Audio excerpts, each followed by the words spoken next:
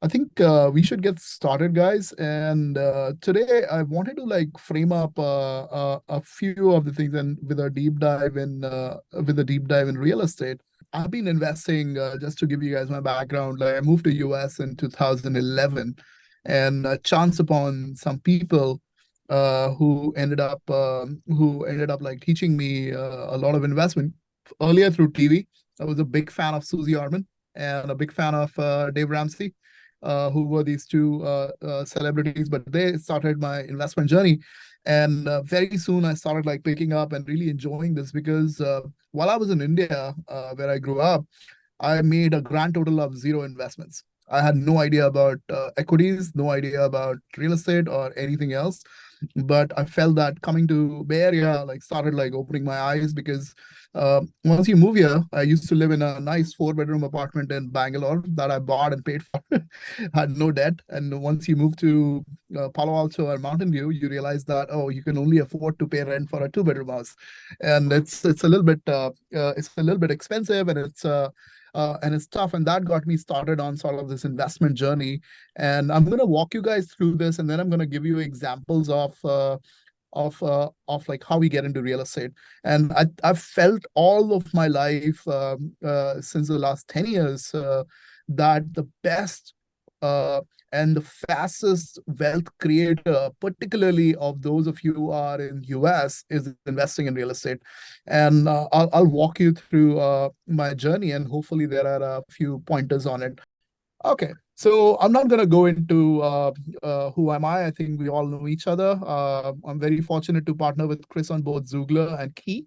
We'll talk more about Key in coming days, but it's a community management platform that we are building to ensure that we serve the communities like Xoogler better, and then of course like extend it out to other communities as well. Uh, Want to start with that this is not legal or investment advice. This is only for education and discussion. And we'll go back and forth on a lot of collaborative things, but don't make any investment based on what you're going to see in this presentation. Uh, Personal finance and wealth management has been, like I said, one of the most fascinating things for me. But it all starts with saving. A lot of us are very fortunate to earn some of the highest wages anywhere on the planet, no matter where you're Singapore or US, Europe, India. Google is one of the best payers. But if you will look at the saving rate across the United States, it's pretty low. People only save about 3.4% of their income, and that's very, very low. So if you make $100,000 a year and you save 3.4 thousand, it's not going to get you very far. Uh, like I said, I got very fascinated by a few celebrity slash let's call them influencers of the TV days. One of them was this gentleman called Dave Ramsey, and he wrote this beautiful seven step. He called this program a seven baby step program, and he usually helps people who are in debt. I didn't have any debt, but I loved like how he laid out like how to think about finances very holistically. He talks about that the first is like whether you are in debt or not in debt, the first thing you do is save $1,000, and that's your starter emergency fund just in anything goes wrong. Then you pay off all debt, mostly your credit card debt and student loans, and like there's a debt snowball method where you pay when you pay the smallest debt or the debt with the highest interest rate first, and then you keep paying them off. And then you build a 3 to 6 month expenses in an emergency fund. So you start with $1,000, but now you have 6 months of your contingency fund built out. And then you start investing 15% of your household income in retirement. I'm not sure I quite agree with that. As I've learned more, I think there are better ways to invest. But if your average earner, if you apply the law of averages, and most people in America will earn like $50,000 to $60,000, I think it's a pretty good percentage to invest 15%, which is about $7,000 to $8,000 a year in retirement. Then you start thinking about your college funds, you pay off your home early, and then you build your wealth and give. It's such a simple blueprint to follow, but it's most people are not able to do that. But whenever we talk about personal finance and wealth management, it'll all start with saving. And here is, I wanted to like make this presentation a lot more personal, and I wanted to share with you my own journey. What you're seeing is like on this chart is income growth and expense growth ratios. So the ratios for so if you will look at like these are ratios, so this doesn't really tell you like how the income went up. I think it like so typically you start off when I first got into the US, you were making very low income, but your variably your income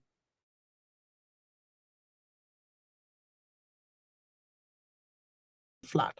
Uh, so I remember like I have this when I got here, and the first time I felt I'm in debt because was whatever reasons for 3 months Google my salary from Google wasn't like getting to my bank account.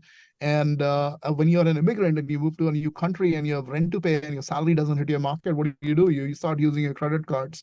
I started using my credit card and I had about not a lot, about like $5,000-6,000 worth of debt. But it bothered me so much that I started thinking about personal finances as a ratio of like your income to expenses and wanted to keep it pretty flat.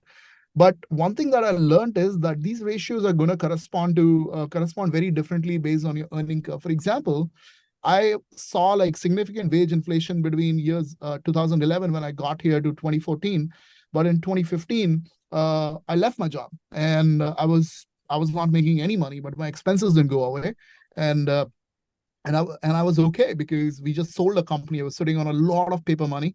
My company got acquired by Pinterest, but doesn't mean I have liquidity. I'm not bringing any cash in. I'm sitting on paper, but maintaining that saving ratio and increasing that over time. Like I don't know where it will net out in 2023, but what I realized is that as long as your saving ratio is going up, you're on the right track. So there are two rules that I follow, like no debt. I just hate the notion of debt except for your mortgage, which is I think of it as leverage rather than debt. But and you have to save about 10% per check minimum. Whatever check comes my way, whether it's $1,000 check after you're done paying your taxes, like you'll save 10% of that. And what I count as saving is liquid cash, your 401k Roths and IRAs, fixed deposits, treasury bills, and emergency fund. I don't count my stocks or crypto or other fund investments or real estate as savings because they fluctuate. And we just want like really stable things. So even when I think about like 401k and Roth and IRA, I have separated into two groups. One is like stable retirement income, and then the second is like my fund money, where I try to maximize some of our friends did, take $30,000 and convert that into like millions of dollars if you can by trading. Uh, but now that you have money, like you start thinking about like it's time to grow, protect, and have fun. Like that's all there it is. Like you grow your money, then you get into like sort of you're in wealth creation mode, then you get into wealth conservation mode. Then when you start thinking about investments, I always talk about this to like some of my friends. Like, don't worry about investing. A lot of us get like caught up in this hype cycle. Oh, let me invest in crypto, or let me invest in real estate or stocks and play with options. Great. If you have fun money, do that. But the first thing you do is you figure out your savings and you consistently understand what savings are. You consistently understand like how much are you saving, why are you saving it, and where it is being held in hopefully in a growth account like cash equivalent, money market fund, T-bills, etc. Then you start thinking about equities, fixed income, and alternate investments. Equities is the easiest way to get started for most of us because we are very familiar with it. All of us get RSUs, so that's a huge part of our compensation, anyways. But how do you diversify? That is extremely uncommon. Some of us invest in fixed income. We usually buy some mutual funds, but very few of us will actually buy fixed income. But bonds are a very, very safe investment. Like they are usually backed by some sort of a county, state, or a city treasury, and they're just like good instruments. That they are not very profitable, but they're safe. They're very, very safe. Then you start thinking about sort of real estate, gold, silver, cryptocurrency, and peer-to-peer loans. There are tons of things that we all can learn here and talk about how to invest in gold and silver. If you invested $1 in gold, it returned $3 in the last 10 years. The same for silver. Crypto, we know, does its things, and there are peer-to-peer lending. There are tons of like lending places like Yield Street and et cetera, where you can earn up to between 5 to 20% yield on money, which is lending to either small businesses or people who need personal loans. And there are different ways to do it. But for the purpose of today and the meat of this presentation, where I am excited to talk about is give you a view of like my favorite asset class, which is real estate. I'm going to walk you through some personal examples as well of the investments that I've done, two of them. And hopefully that gives you a view of like, if you haven't invested in real estate, it will hopefully be a primer on like how to think about it. If you have invested in real estate, hopefully we can like have a great discussion on like what I could have done better, or maybe there are some pointers for you guys. So, but before we get into it, why real estate? Like even Andrew Carnegie recognizes this. Like 90% of all millionaires become so through owning real estate. More money has been made in real estate than in the industrial investment combined. He's one of the greatest industrialists in the history of America, and he talks about the properties that he owned made him more money than the kind of companies that he owned. That's crazy. The wise young man or wage earners of today invests his money in real estate. So if you're wise, you should invest in real estate. And this is, I think this is so true for America as it was in the 1800s and 1900s than it is today.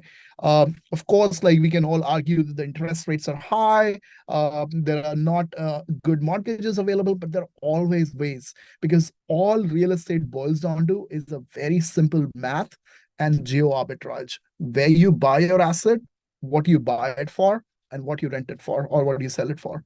So why invest in real estate? Real estate also offers some of the best value appreciation. Like real estate on an average has grown consistently by 10 to 15% year over year for the last century. And guess what? You can depreciate your asset like anything. You can write off about significant amount of your property every year. And then you can like also throw in cash at it, like, so to write that off, for example, you have to repair a roof or other remodels, etc. This is one of the best asset classes to show depreciation and save on taxes. It gives you free cash flow. Like if you're renting it out, once you have put in the efforts and you just like keep earning this capital on an asset that is just going to keep paying out as long as you manage it well. But the biggest advantage of real estate is that you can leverage it. Every time you invest, you're building your net worth, and the bank is going to underwrite your loans better. And every time you do that, as you're leveraging it, you're building, as your rents are being paying your mortgage and things like that, you're earning more and more equity in the property. You typically start with 20 to 25% and leverage your money 4 or 5x, depending on 20 or 25, like we do for our own homes when we buy it. But then as you pay off, you build more equity. And then it's a great inflationary hedge. The value appreciate, but it's a great inflationary hedge because then on 10-year period, you're guaranteed almost certain, like depends on certain areas. Like if there's a war that breaks out, there's hard to, these rules don't stay true. But it is one of the best inflationary hedge. The rise of Bitcoin, people talked about Bitcoin as an inflationary hedge, but people who invested in real estate in 2016, 2015, they probably have better cash flow than people who invested in Bitcoin and didn't sell. What are the kinds of investment that you can do in real estate? Just a quick summary. You can fix and flip. There's a technique called BRR, Burr method, which I'm going to talk about. You can wholesale or wholetail. Wholesale is where you buy a whole bunch of properties and give them out to a builder. Maybe he wants to build a building. Wholetailing is just a combination of selling it to a wholesaler and a retailer as well. New constructions are usually good investments because of the property value, not the land value. This new construction works in different markets. For example, new constructions are great in states like Texas, not so much in California. You of course can like rentals. There are lease options to corporate leases. Like many of our friends have apartments in really fancy buildings in San Francisco and Singapore, and they are leased to Google, and that becomes your corporate guest house. And that just like you just keep earning capital for 5 years, and while Google real estate teams take care of them. Short sale is another method. I'm going to not get into it. It's a little hard to explain what short sales are. And then there's owner finance, where an owner is going to actually, you just get a mortgage from the owner. And then, of course, people do a lot of Airbnbs. But here is an example of why real estate is so powerful compared to other, like cash is, of course, the worst thing, that you should never keep much cash in your bank accounts. Bonds are the next best thing. They give you some yield and they give you some tax advantage, but they stop there. Stocks are really good if you know what to do with it. You can build significant equity using stocks, but most people don't understand how to play stocks over a long time. And like like a lot of my friends have consistently done like 60-70% year over year, and they're still doing it. Doesn't matter what market it is, they will they will get their alpha. And the way they do it is by monitoring the market precisely. But it's hard to do. But in real estate, it's a little bit of a passive investing. It takes time to set it up. It takes time to learn a little bit. You have to be comfortable, and you hold a real world asset, unlike a stock, bond, and cash, which you can just feel and not touch. I guess cash you can touch, but you get a high cash yield. You are gaining equity. You have leverage to basically you can pull out a second mortgage on your real estate if you need liquidity, or you can show that your additional rental income combined with your income that you're bringing home is now giving you more leverage to buy a more expensive asset. It's a hard asset. It's always there for you, and it's significantly tax advantageous. There are two methods in real estate that I'm a big fan of. The first is 1031 exchange, and the second one is BRR or BRR. I'm going to give you both examples of 1031 and a BRR. I have real life examples of things that I have done along with the friends of mine to invest in properties, and I'm going to walk you through the numbers as well. But 1031 is very simple. So what 1031 says is when you buy, I think most people are familiar with it, but just to say, like, it's only in US, first of all. So you cannot do that if you're in Singapore or elsewhere. I think there will be similar laws, hopefully, but I'm not familiar with those. But what you can do is if you buy a house in a 1031 exchange, and then you can you improve it, you're earning, you're living there, or you have rented it out, and there is a certain period after which you can do an exchange, which means you can sell this asset and buy another asset, but you won't pay any taxes. And there are certain things that you have to watch out for between the variance between your profits, or then maybe if there are significant profit, you'll pay some, but you can mostly roll over most of your investment into a new property, which is usually more expensive than the one that you had. So you can start off with a $50,000 asset and work yourself way to millions and millions of dollars in asset using 1031. And at that point of time, you can liquidate and pay your taxes, and like now you have a lot of money. The BRRRR method has been like more of a millennial kind of a cult very recently, but it's called buy, rehab, rent, refinance, and repeat. So it's a way on sort of like owning a number of real estate properties that you can do through this method. So first thing is like very simple. You go and buy a property that needs some work done on it. So the value is extremely low. So you're buying a property that is cheap, and then you know that by giving it a little bit of like makeup, it's gonna look extremely good, and then you should be able to rehab it, but you're doing it for the tenants. So once you rehab the property, you rent it out. You rent the house as soon as possible after the purchase. Where people break their backs using this method is, suppose you bought a property and you were looking for a deal, and you bought a property that has some massive issues, and now your rehab costs are too high. So you will lose money on it. So those are the kind of things that you have to balance in this method. But once you rent the house, after that, it's gold. Uh, you basically, once you rent the house, typically what will happen is, you can't do this in today's market, but typically what will happen is you'll refinance the house immediately, and you typically will do what is called a cash out refinance. You'll pull a lot of money back from this property, and typically the value of the property is appraised because you fixed it now. So the bank is going to value your property a little bit higher, and you take a lot of cash out in your refinance process, and like you figure out like what your comfort level of cash on cash cash flow needs to look like. So 5%, 2%, 10% is really up to your personal choices. And but what happens is now you have extra cash available because of the refinance, and you repeat it and put it into another property, and then you just keep doing it. So basically your first property is going to pay the mortgage of your second property, and your second property is going to do it for your third property, and the third is going to do it for the fourth, and so on and so forth.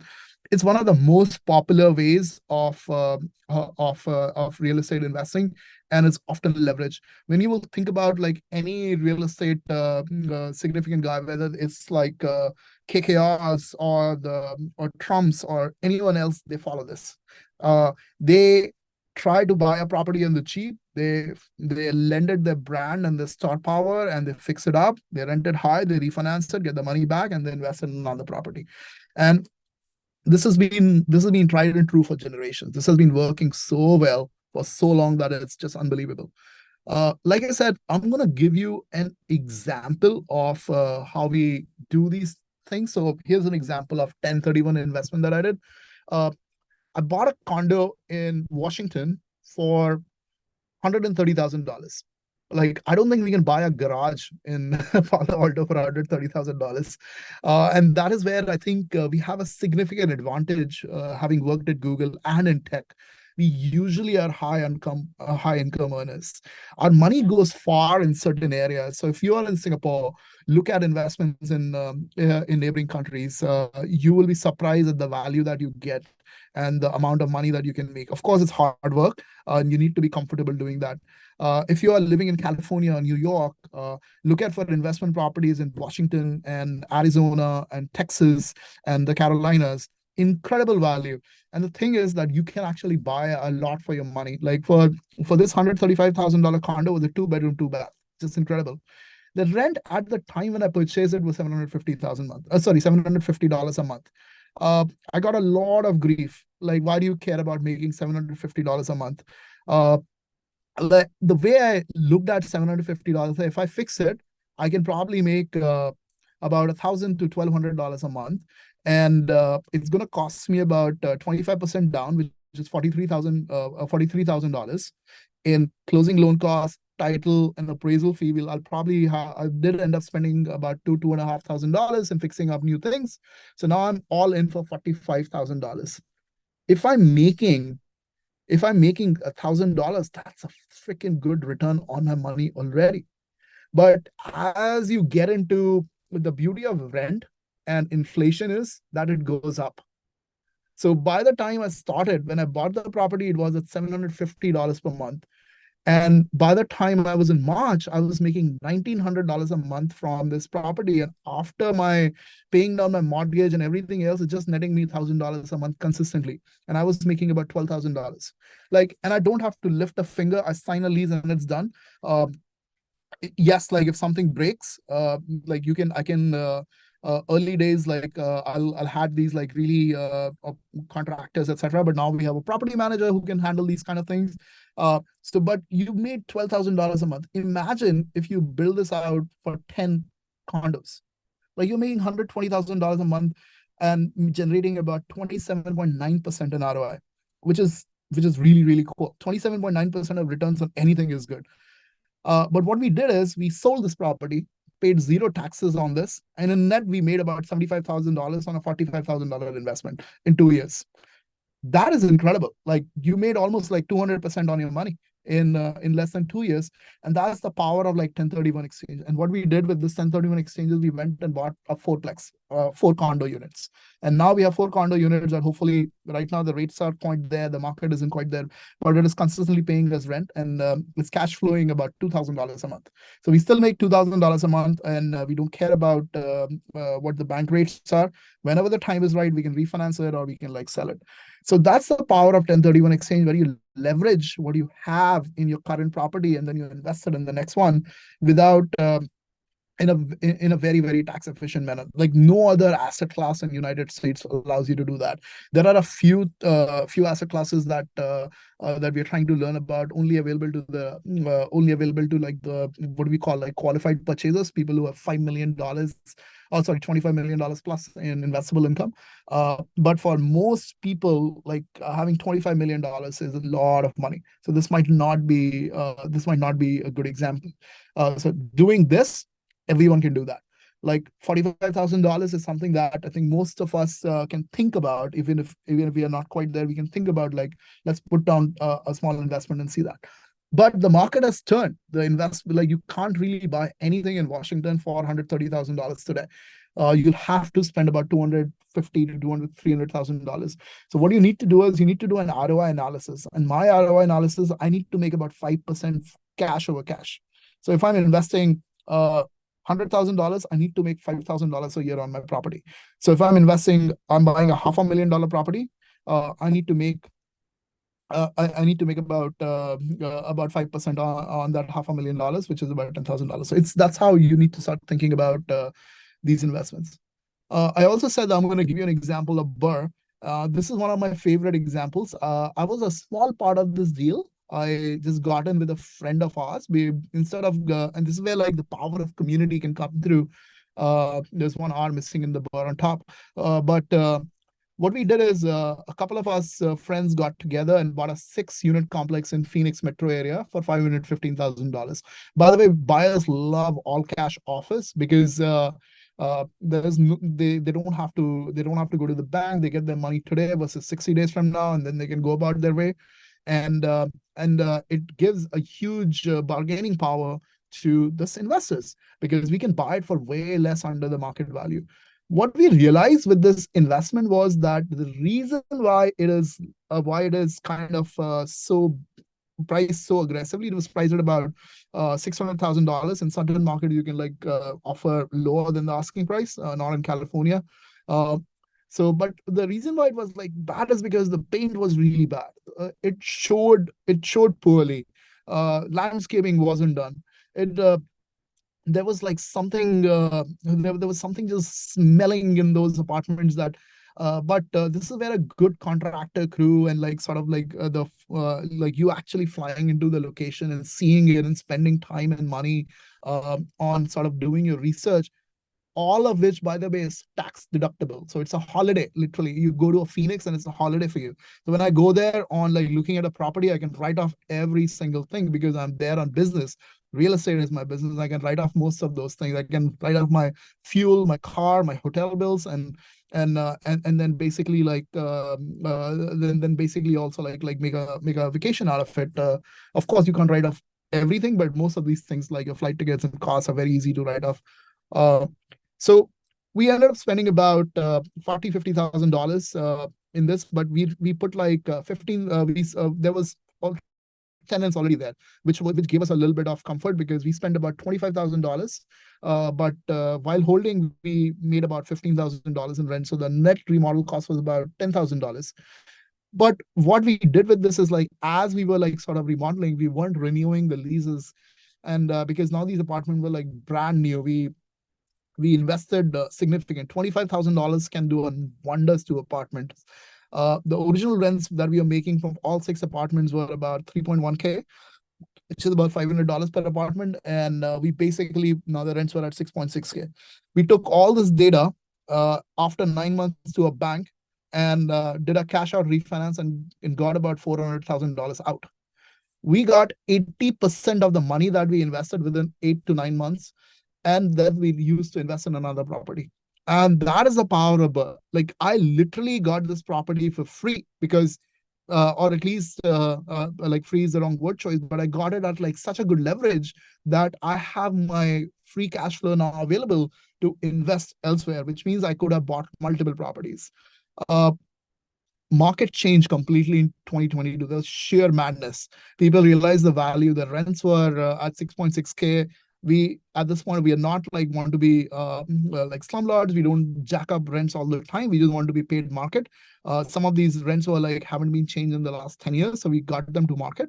But in 2022, we got an offer to sell for 900K, which we did not. But the biggest reason was in Q4 of 2022, the market has turned because of all the inflation that was happening in the US and the interest hikes by the Feds. The rates were, we couldn't have got it at less than 3%. The rates were at like 5 or 6%. So we can't buy a new property at good debt.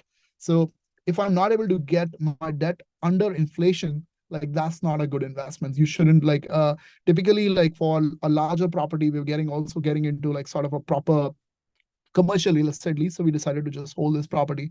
And this is one of the most beautiful examples of like how you can leverage real estate unlike any other asset class. I'm gonna take a pause here just to just to like now let's have a quick discussion on like sort of if there are any questions, I'm happy to answer them. But just to summarize, we talked about the importance of saving. We talked about once you have saving, you start thinking about your taxations and like take advantage of every tax saving instrument there is. Once you have done with your taxes, you start thinking about your asset classes. There are a lot of them. whichever you're comfortable with. By the way, real estate is not the only way to make money. I love crypto as well. Like, have you been investing in crypto and equities significantly?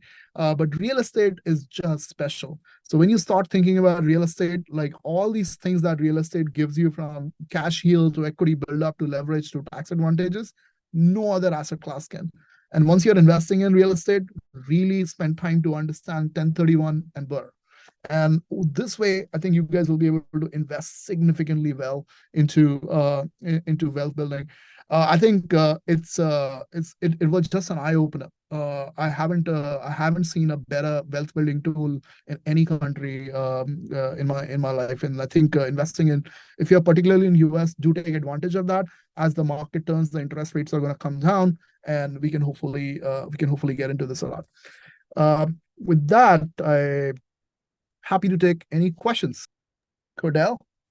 Yeah. So if you have no interest in managing the property yourself, you mentioned you had engaged a property manager. What's a general rule of thumb for, how much that's going to take out of your cash flow every month? Oh, it's about 8 to 10% of the rental income. But in, like, for example, like I have one in Sacramento. Like, I used to think that I can go to Sacramento and handle things myself.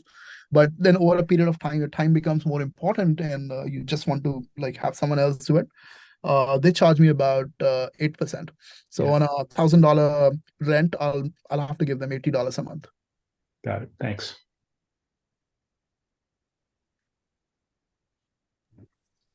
All right, the bunch of sorry, go ahead. Oh yeah, two sort of questions related, perhaps. Can you tell us a little bit about like the time, like in aggregate? I don't know, maybe pick your four condo investment, like overall over the year, like what's the time commitment? Like, can you really do this if you have a full-time job? Or obviously if you're paying somebody to manage it, but I mean like going out there, flying out there, meeting the tenants and so forth. And then related to that, every place I've lived, apartment, condo, house, things break, right? And sometimes sometimes it's expensive, like big plumbing problem and so forth. That's got to eat into something, like, or is there like, if you have enough, like only the chances only one of those per year has a major repair and it's insignificant. How do you think about that? Yeah, so the couple of questions. The first is about just the repairs, and the second is like, how do you think about if something breaks? Um, you really have to like determine about what you enjoy doing. Like, I really love real estate. I just love it. I think this is so cool to go down to see like a broke down house and see dollar signs on how much money can I make there. And it takes a lot of time. You're right. It takes a lot of. You can easily do that on a full-time job. It's most of the real estate open houses are on weekends. So, and typically, and then you have to have this like conviction around certain places that you go to. So for me, like I picked like 3 geos that I like. I like Washington, mostly like Seattle and like all the surrounding areas in Seattle. They're like really great for rental, like very similar crowd like us, like employees from Microsoft, and who are good tenants like you. And then as you go into King County, there are a few cheaper neighborhoods there as well. I really like Phoenix metro area. There are cheap real estate available there, and I really like the Carolinas, particularly like areas near Charlotte. This is where you get like decent condos between like $200,000 to $500,000. What you do is you have to fly in there a couple of times, yes, but then what happens is you build a network of your real estate agents, and these real estate agents are sending you deals all the time because that's how they make money. They have like no other way of making money, and they will send you hundreds of deals. So over time, you becomes comfort. Like, so now I get calls from my realtors and say, Kush, this is a property I'm bringing to you, and here is why you should invest. And typically, over a period of time, you will get to know a handyman in the local area, you will plumber in the local area, you'll get to know, like, you will just have to build these support network really, really well. And once you have that network, things become a little bit easier and you spend less time. Now, as far as the cost of this is considered, yep, you can lose your shirt if the roof falls down. But that's why I invest in condos, unlike single family homes. Because in single family homes, I own every single thing. In condos, one of the ways to invest is you got to read the condo agreements and their bylaws extremely well. You need to understand what the health of their treasury is, and then you need to understand like how they have been hiking their monthly charges, their HOA fees. So based on that, a lot of common areas, things like roof, which are expensive, plumbing, which can be expensive. Like if a pipe breaks in your house, they will have to cover it because it's part of the plumbing. But if a faucet breaks, that's $50 and like another $100 in a plumbing cost. So that's why I prefer condos. And the best part is all of this is a tax write-off. If it breaks, it breaks. So you gotta don't go into like single family real estate or buy a whole condo building yourself, because then you're responsible for everything. Start with the single condo with a very favorable HOA terms that is taking care of most common areas. Thank you. Hey, sorry, Kush, just to follow up on the property manager, is one of the services they offer is also finding tenants for you? They do. They often do, and they don't get paid if there is no tenant. But like most of the time, they don't do any work themselves either, right? Like they're just there. All you're doing is you're outsourcing your time so that your tenant can talk to somebody else and not call you, because your time is more valuable.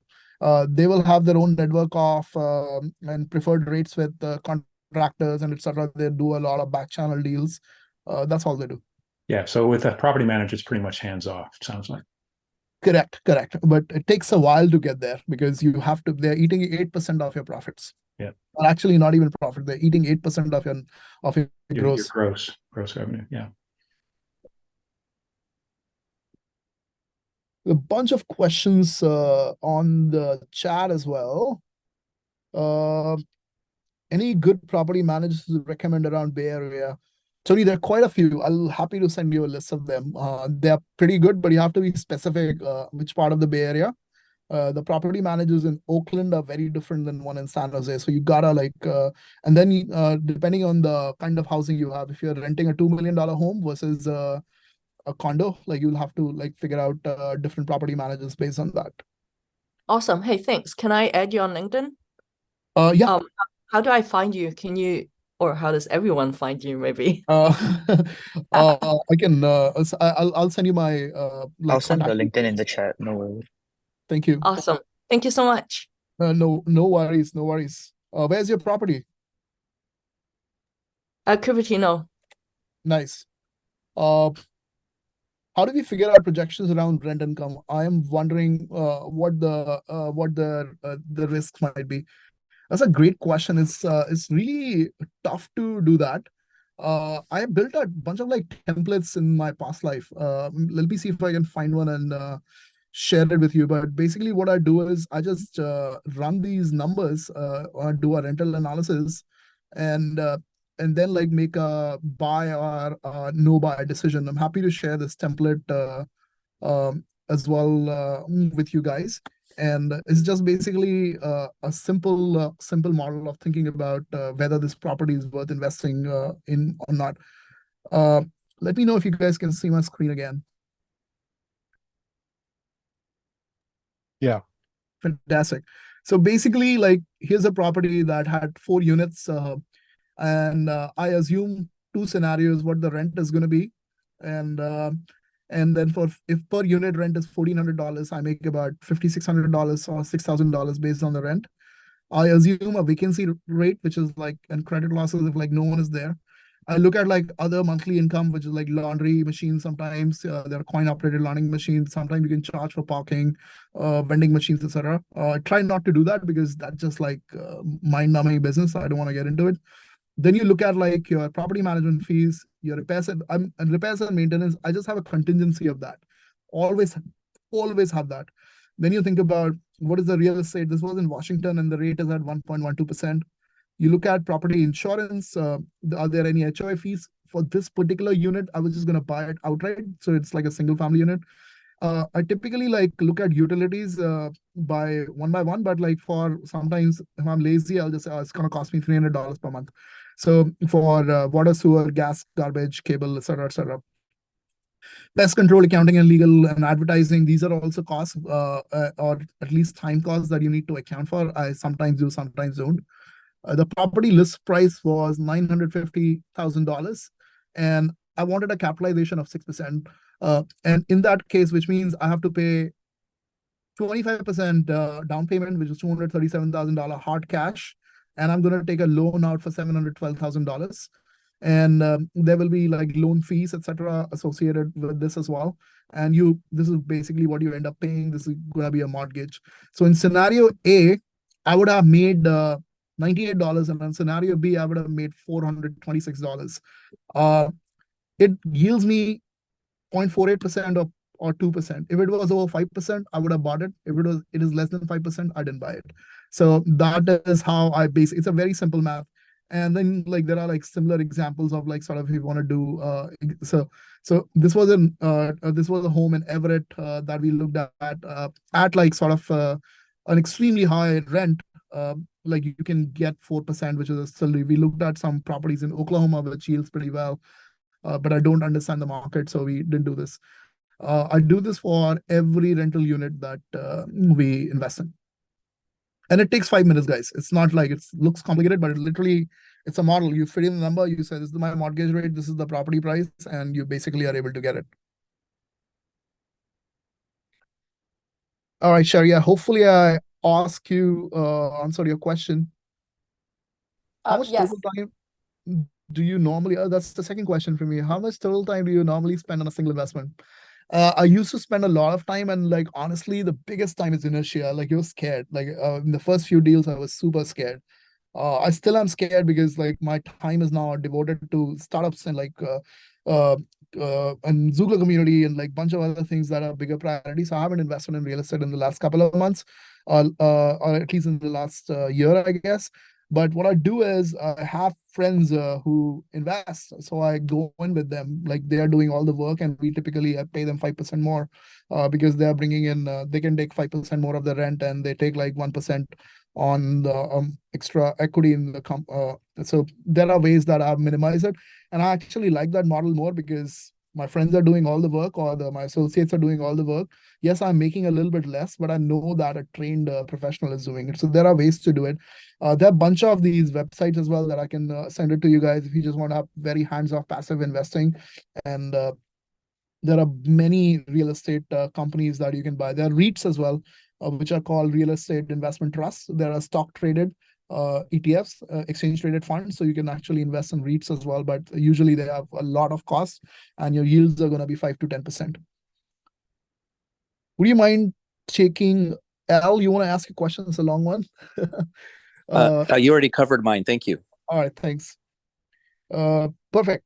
Randeep, you want to ask a question?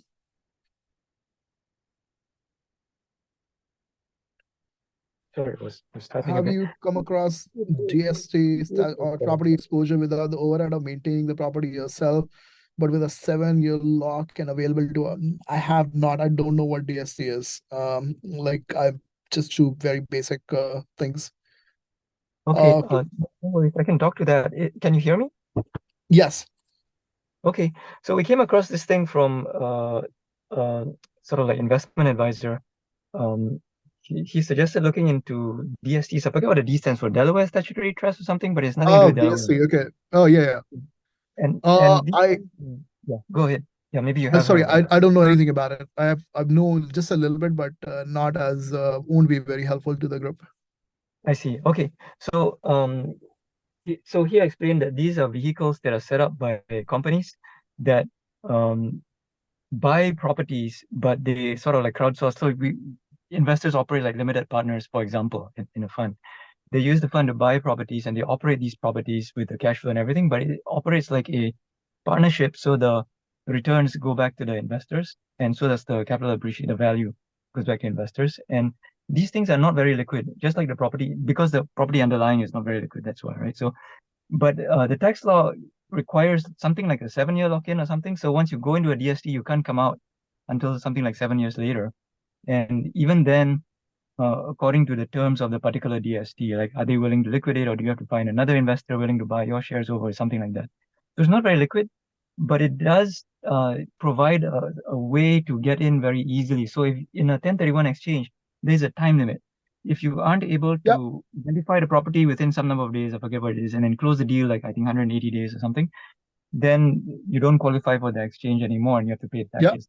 But DSTs are very easy to get in. So sometimes people use them as backups. So they try to do a 1031 exchange, and if the deal falls through on a real property, then they name the DST in the first, I don't know what it is, 60 days or something.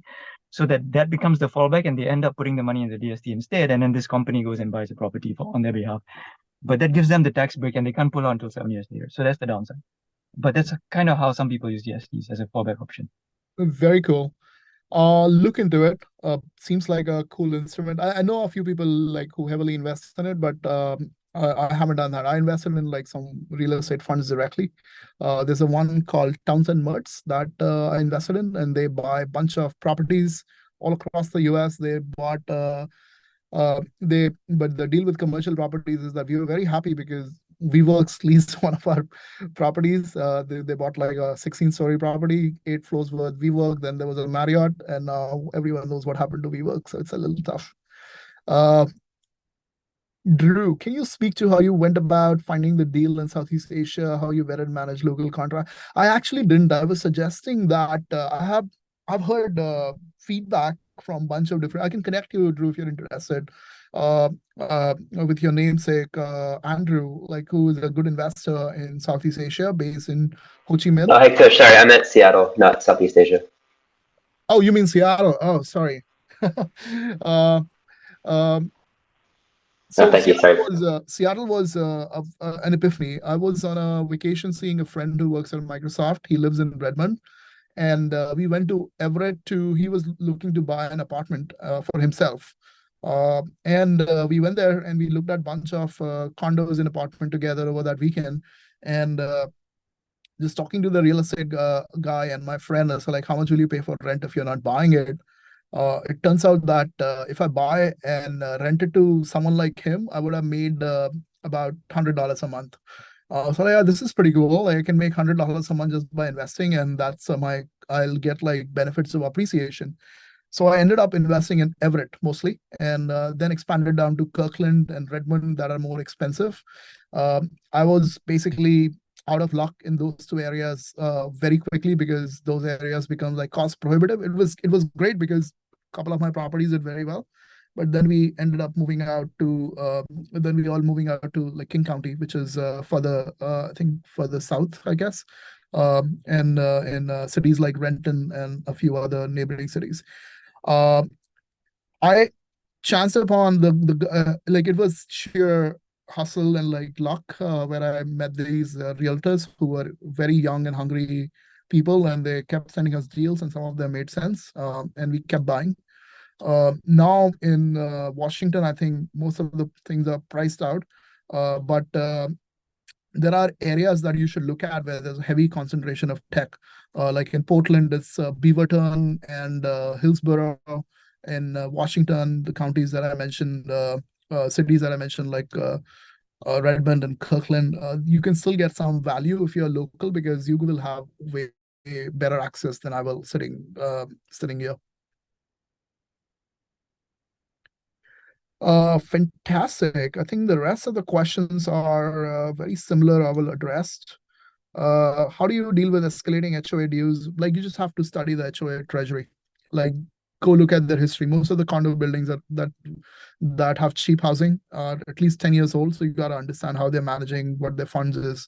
If they don't have enough reserves, they will have to jack up the HOA rates. So you got to like really study the treasury and board meetings and consent of these HOAs. And that's when it is easier. And then like an HOA fees and rent are not correlated. I can charge whatever I want.